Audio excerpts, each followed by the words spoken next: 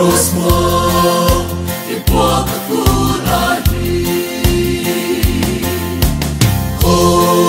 thei hello tau pagam adi anwang lo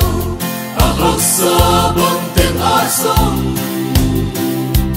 tuang na lesok na lawin tau pa na kisem hello ito pa adi kisem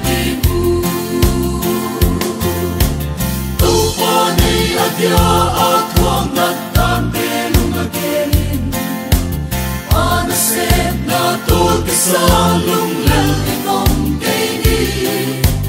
Oi mengahi song aman hondai namun bewa amade isem kaini ngaya ko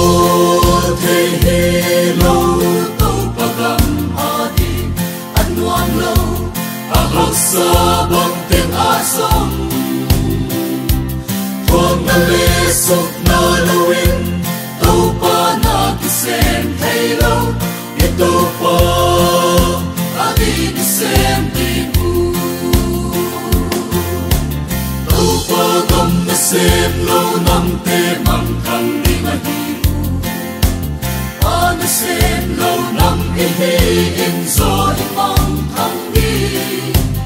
agama den kipeleng ay dinidam nahi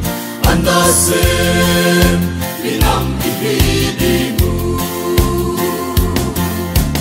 ko thei hello tau pagam adi anwang lo ahak sa bang teng asong tuang na lesok na lawin tau pa na kisem hello ito pa adi kisem